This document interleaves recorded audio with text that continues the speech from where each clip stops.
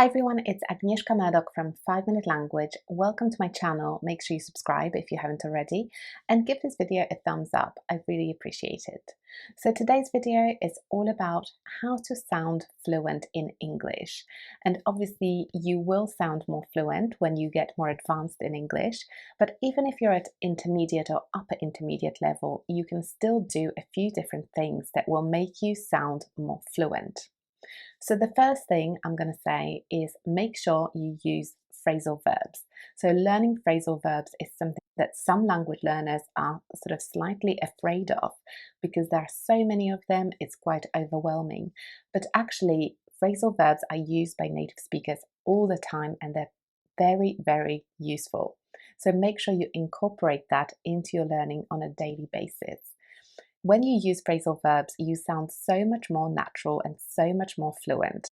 So, for example, when you say, I really get along with John, it sounds so much more natural than just saying, I am really friendly with John. So, using that phrasal verb to get along with really makes you sound more fluent in English. The next one is learning common word combinations. So, different words go together in English and they sound natural together. So whenever you do reading practice, make sure you highlight those common word combinations that you see over and over again. So for example, the noun break often goes with the verb to take, so to take a break. The noun favor often goes with the verb to do, so to do somebody a favor.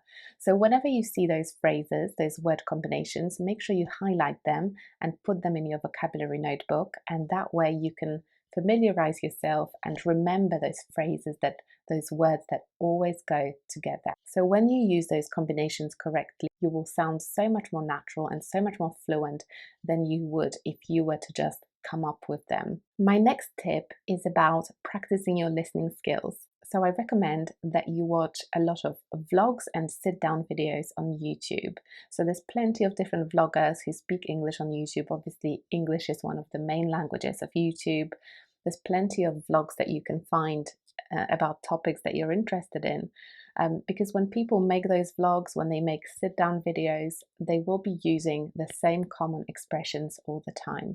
So they will be using language to do with describing what they're doing, showing something, explaining something, and those will be phrases that you can listen out for, you can write them down, you can put the subtitles on if you can't understand everything, and then write them down in your vocabulary notebook and make sure you learn them as well, because they are used frequently by the vloggers and you will be able to use them frequently in your own conversations. So if you want to sound more fluent, listen to how people speak and the kind of phrases that they use frequently. Okay, my fourth tip is about using stock phrases that you will need in different types of conversations. So a stock phrase will be something that you will learn in advance, and then when a particular situation comes up, you will be able to use it. So an example of a stock phrase can be, oh, that's interesting. And that's something that you can use to react to something somebody is telling you. Oh, that's interesting. So that is one example of a stock phrase that you can practice in advance and then you can use it in a conversation. So it will make you sound more fluent because you will have practiced the phrase in advance. And also, once you say it, you will be more motivated and more confident to carry on speaking. And my final tip is learning lots of synonyms. So when you learn synonyms, which are basically words that mean pretty much the same, you will be able to express yourself in English more accurately and more fluently. So you will sound more fluent because what you're saying is more accurate. So for example, instead of saying very big, you can say enormous. Instead of saying very good, you can say something is outstanding. So when you learn those synonyms, what you're saying will be more accurate, but you will also sound more fluent.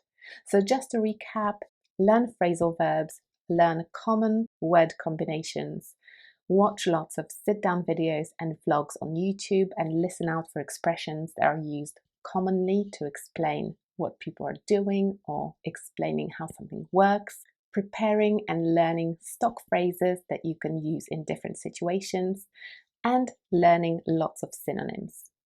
So I hope you enjoyed this little video. Make sure you give it a thumbs up and let me know which tip is your favorite in the comments below. And don't forget to subscribe to my channel as well. And I'll see you next time. Bye.